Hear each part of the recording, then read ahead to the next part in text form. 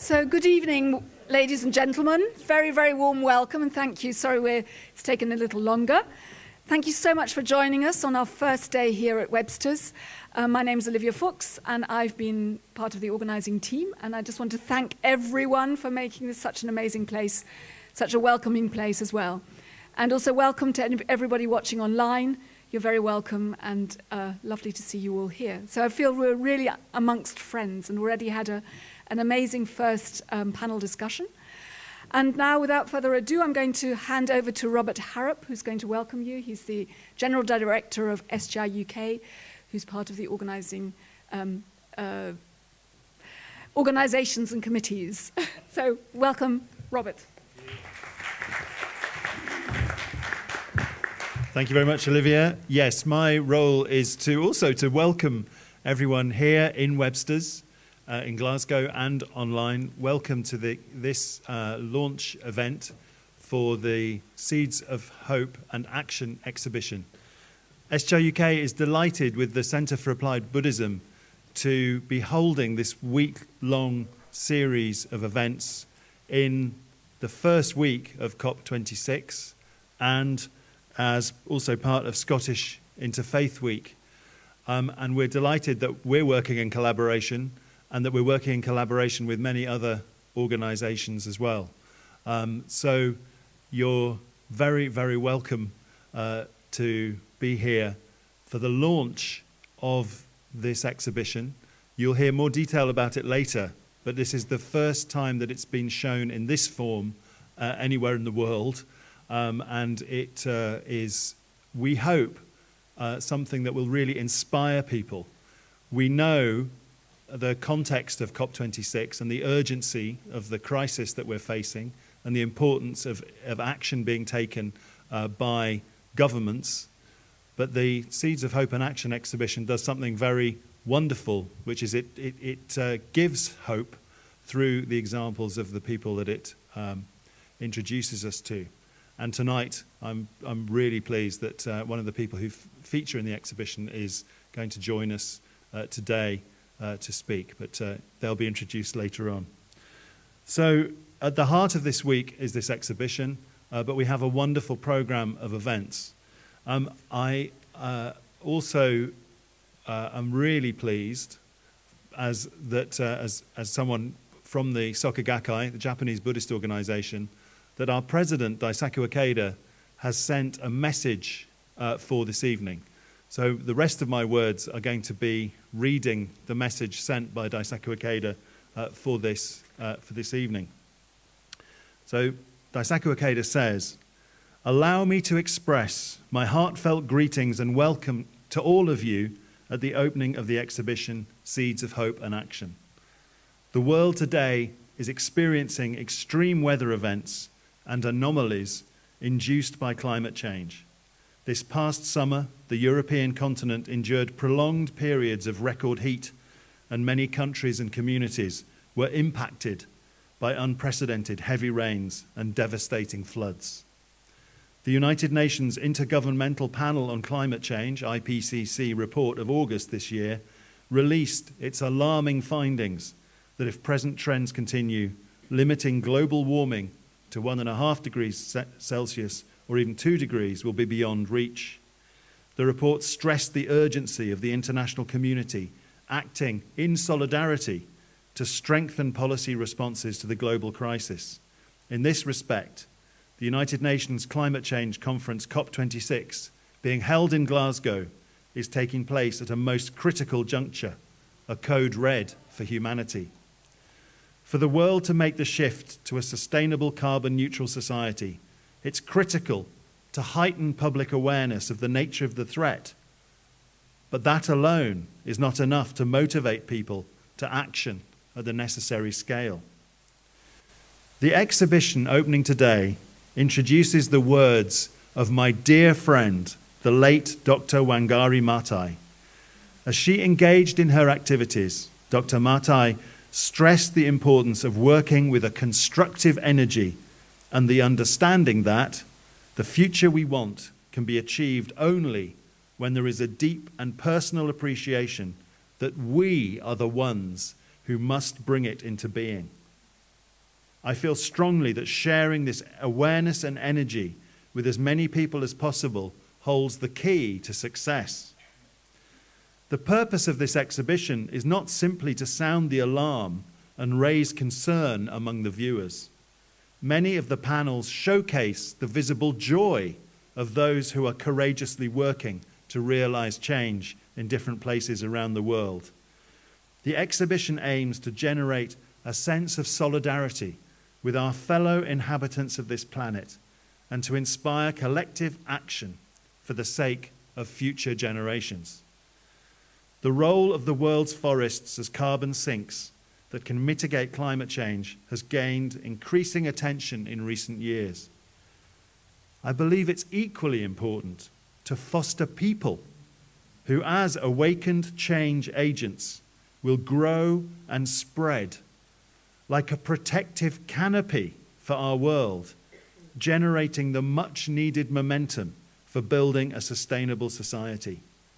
The object of this exhibition is thus to sow the seeds of hope and action in each individual. Next year will mark the 50th anniversary of the UN Conference on the Human Environment, Stockholm Conference, held in 1972 under the theme of Only One Earth. It's my earnest prayer that COP26 will be a turning point in accelerating progress toward carbon neutrality and will open the path to a new and better future for humankind. Lastly, in closing, allow me to extend my appreciation and sincere best wishes for the continued well-being of all our friends in attendance and all those whose invaluable support have made this exhibition showing possible. So those are the words of Daisaku Ikeda. Thank you for your attention and thank you very much for being here. Thank you. Thank you, and thank you all awakened change agents. I love that. So I'm now going to introduce Joan Anderson of the SGI Office of Peace and Global Issues in Japan, and she's been very instrumental in creating this exhibition, and it's the third iteration, so I'm sure she will explain a bit more about that. So thank you, Joan. Good evening, and thank you so much for coming, and I'm very happy to see this exhibition actually in the flesh or in panel form, because we've been showing it online, but this is, as Robert maybe already said, the first real showing, and it's very powerful to see these panels in their full glory and their colourfulness, which I think is key. The idea is to have a rainbow of colours through the exhibition, as you can see. And the panels are in 5 different sections. We start with the Inspire section, which has quotes from different faith traditions and from indigenous traditions to show that we all share the belief in the interconnectedness of human life and our environment. And then we come on to a section about the challenges facing the world called the Learn section. And we've introduced a new panel on climate justice for this showing, which will now be incorporated from now on. And we're very happy that Elizabeth Watuti, who is featured on that panel and who is from Kenya, is here tonight. She's just having a bit of a break because she's had a very full day already, including addressing the World Leaders Summit this morning. But we're very honoured that she's here. Then the next section, the third section, is called Reflect. And this encourages us to realise that the problems we face actually are caused by our human greed, anger and stupidity, and how we need to transform the human spirit. And we also need to overcome a sense of powerlessness, which I think a lot of people feel when the more they understand about climate change, often the less hopeful or the less empowered they feel. And then we have introducing the Earth Charter, which is the partner in creating this exhibition, which is a statement of values for sustainability. And then we come on to the most important section, which is introducing individuals who have shown the power of one to deliver change or initiate change. We're not saying one person can do it alone, but there's always one person who has that first spark. So we have examples from the Marshall Islands, Mexico, South Sudan, Bangladesh, Lebanon, and finally from Brazil, from the Soca Amazon Institute there, which is doing work of reforestation, and you'll hear more about that later. And then we come on to what can we do, because this is, in the end, the most important question. And we have several panels giving ideas and stressing the role of youth. And then we have finally the tree, and we have some real trees today where you can put your ideas or your hopes, and we hope that all of you will express some feelings by hanging something on the tree at the end. And I just want to say thank you again for coming, and we're very, very happy to be able to share this exhibition with you tonight. Thank you.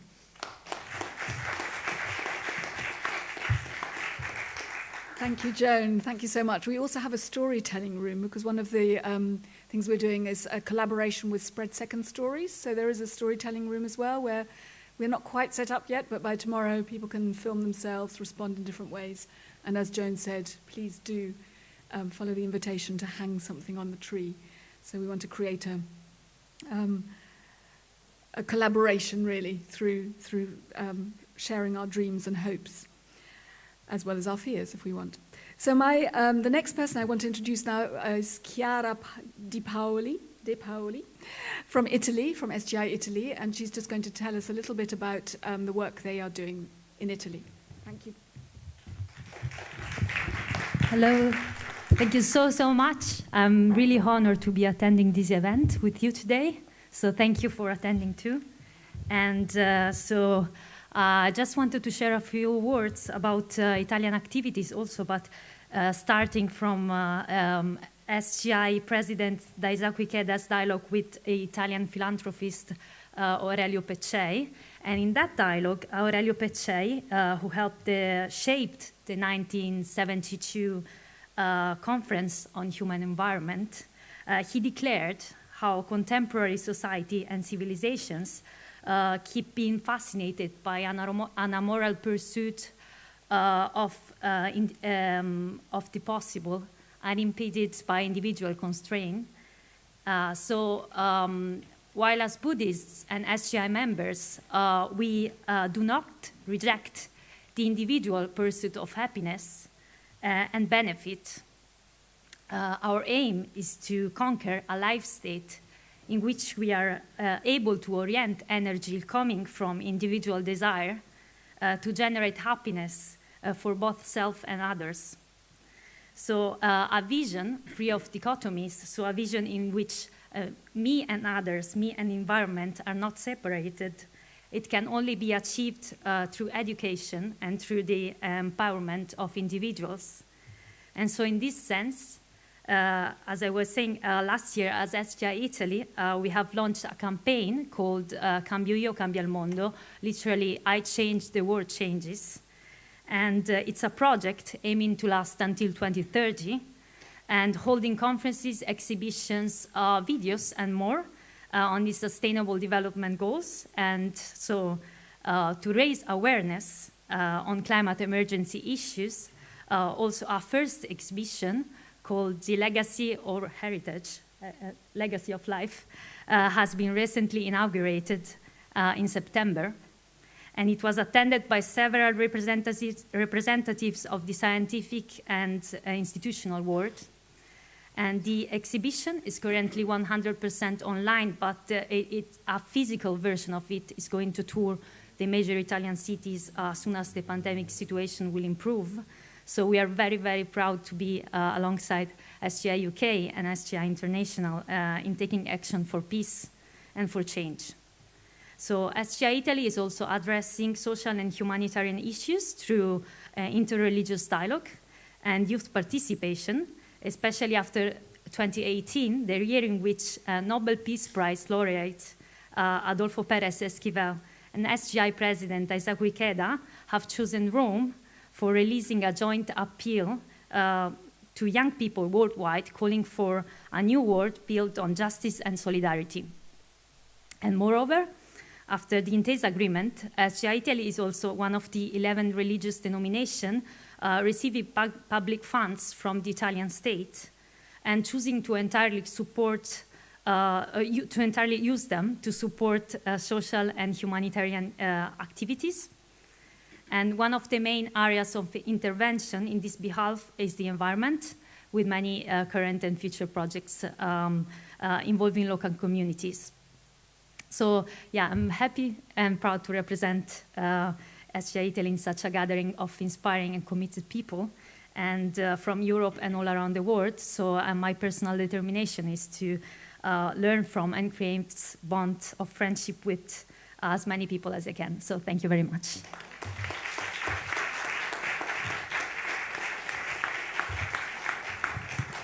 Thank you, Chiara. Fantastic, really inspiring. So we're now going to watch a very short film, a message really, by the Soccer Amazon Institute, which was founded in 1992 outside Manaus in Brazil at the time of the Rio Earth Summit. And it was founded by SGI President Daisaku Ikeda. It has reforested large areas close to Manaus, drawing on indigenous knowledge of native tree species and biodiversity. It also has a seed bank and extensive education programs.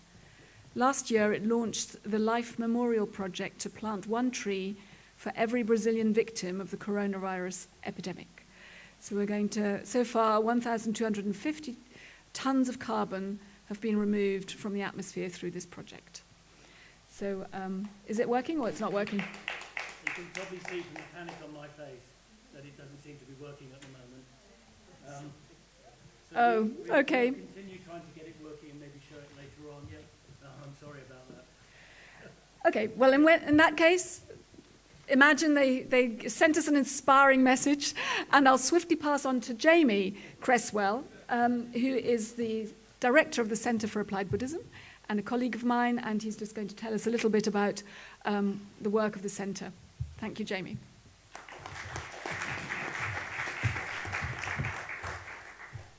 Thanks, Livia. So the Center for Applied Buddhism has been going for about 12 years. Previous to that, it was called the Institute of Oriental Philosophy, UK. And we decided after some time to sort of develop the way that it worked, if you like, and to make it a bit more accessible. We've been looking very much at Buddhist philosophy from an academic perspective and trying to bridge that gap with contemporary religious or Buddhist practice. But in more recent years, we changed to the Center for Applied Buddhism, and the subtitle probably tells you a little bit more, Buddhist Philosophy and Contemporary Life. So this opens a bit more the type of work that we have been doing, and we're interested really in bringing Buddhist ideas and Buddhist concepts into modern life, and to see what use and value they may be or may not be. And that's an ongoing discussion, really. But certainly to bring those ideas to the issues of today. And over the years, we've run a number of seminars and conferences and different activities around conflict transformation, obviously climate justice, gender issues.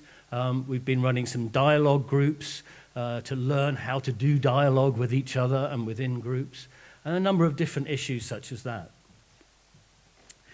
So we really see it as a place of inquiry and a place of exploration, but also a place of action. And that's really very important, that we're not just fixed in conferences and seminars. We go out and we develop ideas and action that will help today's society. And we've already been working with various organizations, including the Development Education Research Centre at UCL and the Centre for Religion, Reconciliation and Peace at Winchester University. And of course, more recently, the Eco-Dharma Network, which came out of the great work of Faith for the Climate. And we're really happy to have two representatives here today from Faith for the Climate. No, more than two, sorry. We have three, we have 4 or 5. They're everywhere. And we've been creating a wonderful Buddhist library as well, or a Buddhist-inspired library.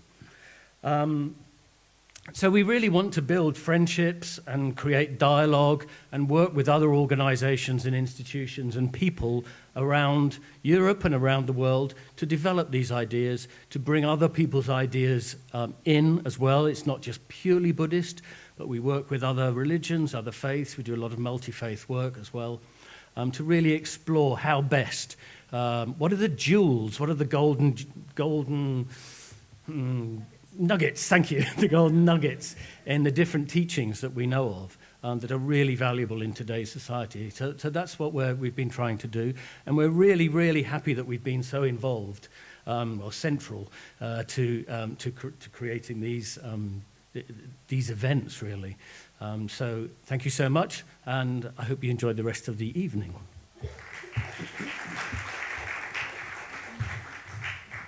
So, perfect timing. It's now my great honor and to introduce you. We're very, very grateful to Elizabeth Watuti for coming after a very busy day today. So, as Joan said, she addressed the world leaders this morning. And Elizabeth is on the panel, the Climate Justice panel, and she's the founder of Green Generation Initiative in Kenya. She's also the head of campaigns at the Wangari Maathai Foundation and the Global South co-chair of COP26 Civil Society and the Youth Advisory Council. So I don't know how she's done all of that, being so young, but it's really amazing to hear from her. So thank you very much for joining us, and a very, very, very warm welcome, Elizabeth.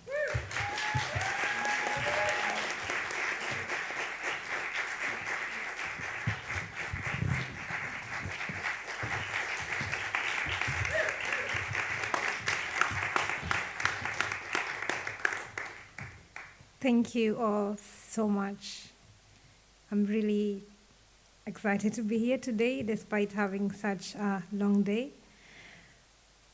But when I heard about, seeds of hope and action, and this was the same message that I tried to pass this morning, for people to open their hearts, because you cannot take action unless you find it in your heart to understand our connection with the natural world and to understand that connection and how degrading nature continues to impact billions of people around the world. I am one person who has been greatly inspired by nature. I come from the Central Highlands of Kenya, and in the most forested region in Kenya. And it's also the birthplace to the late Professor Wangari Maathai.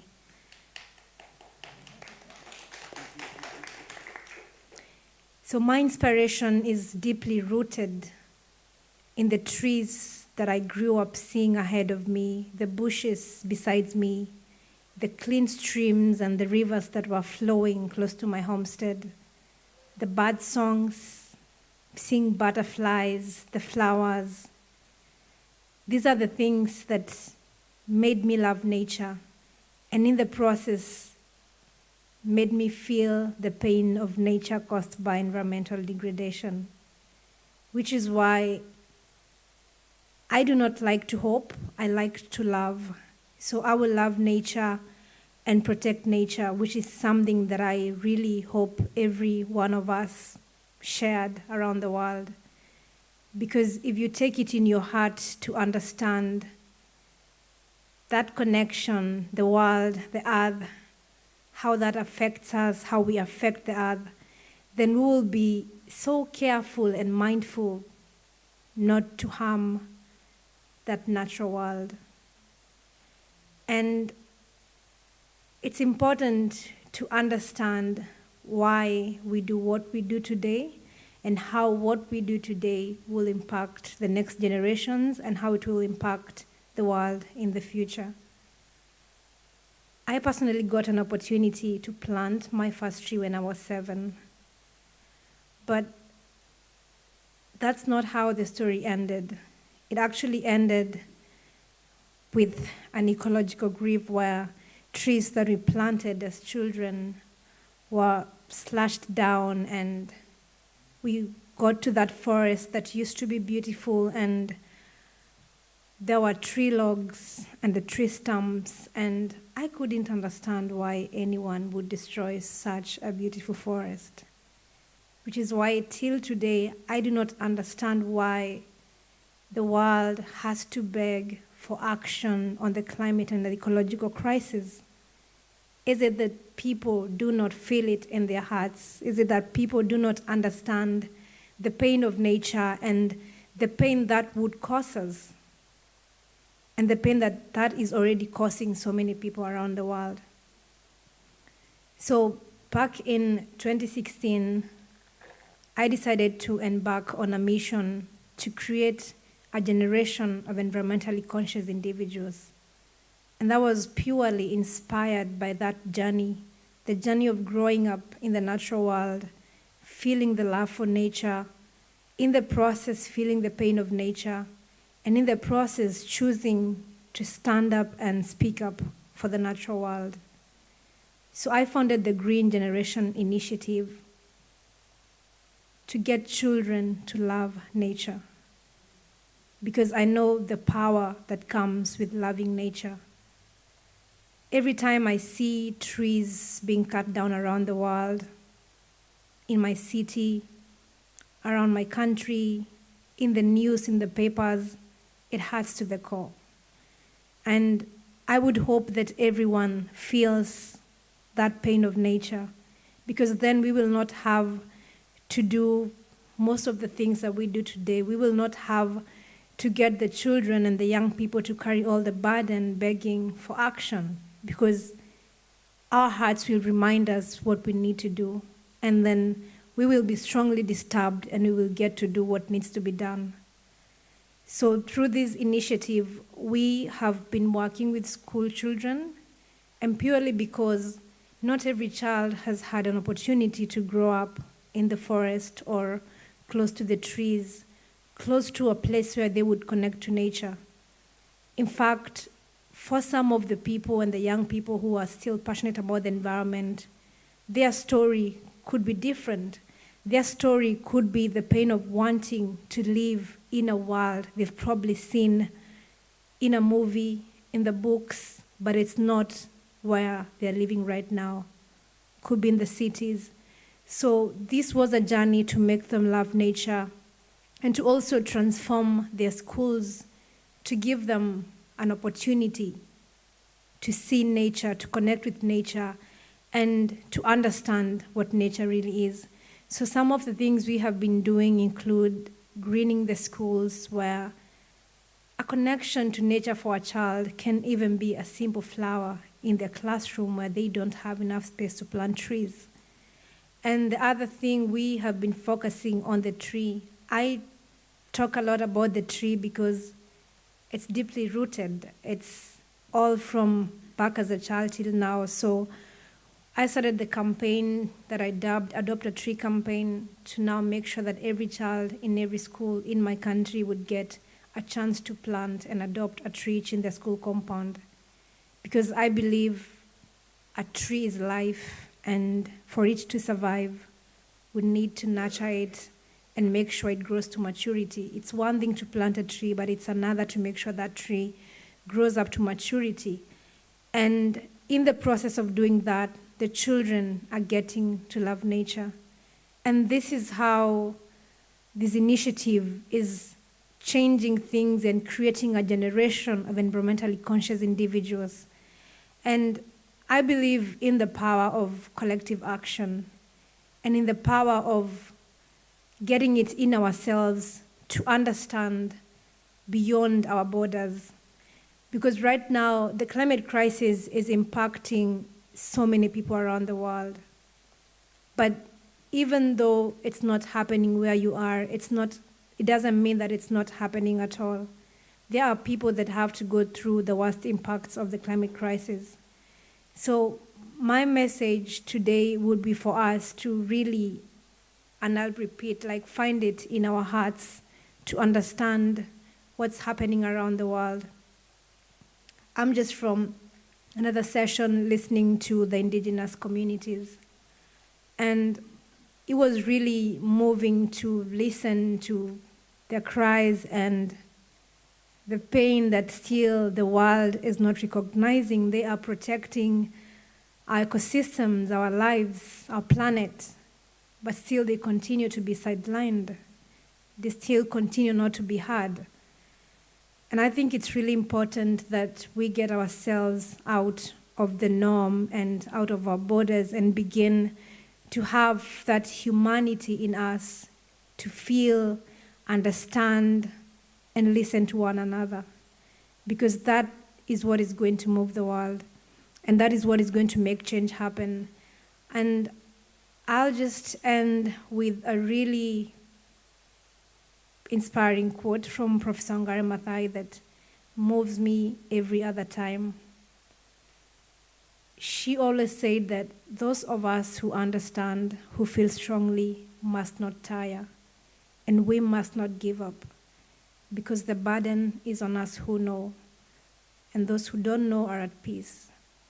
It is us who know that get disturbed and are caused to take action. Opening your hearts is a way to get you to really be disturbed. And action will just come naturally, and we will not have to force it or demand for it. Thank you.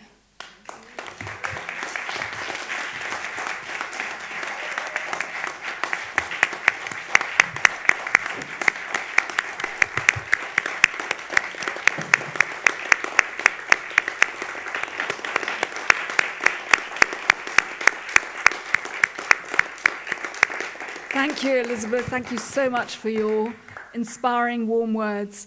And I'd like to now invite you, if that's okay, to, together with two other wonderful young people, Kitty and Emma, to cut the ribbon of our exhibition. Would that be all right? And if I could also warmly invite our friends from Faith for the Climate and Make COP Count group, Shannon and Giles, and Jonathan, Rabbi Jonathan Wittenberg, would you be happy to come? And Kamran, would you just come and just join and be part of it? Because you are our friends from the multi-faith community, and we very much appreciate your support, inspiration, and the collaboration. So Jonathan, if you are happy to join us, it would be wonderful. But please, if you don't want to, that's fine too. So, has he had to go out? Ah, okay. Oh, I'm sorry. Okay. So, are you okay for me to ask you to? We've got 3 scissors. So we've got 3 scissors. We've got 3 ribbons, and what we thought is.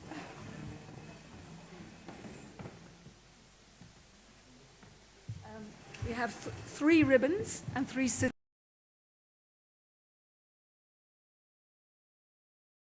All choose a ribbon and turn around to the audience, and together. Would you like to cut the ribbons? It would be wonderful. Okay, wait, we're going to take a little photo as well, if that's okay. Or you could do it from that side if you want. Great. Thank you so much. And Robert, yes, of course, come along. So I'll get out of the way, and maybe would you like to be around them on either side? That'd be really great. Sorry, I can't move the mic anymore.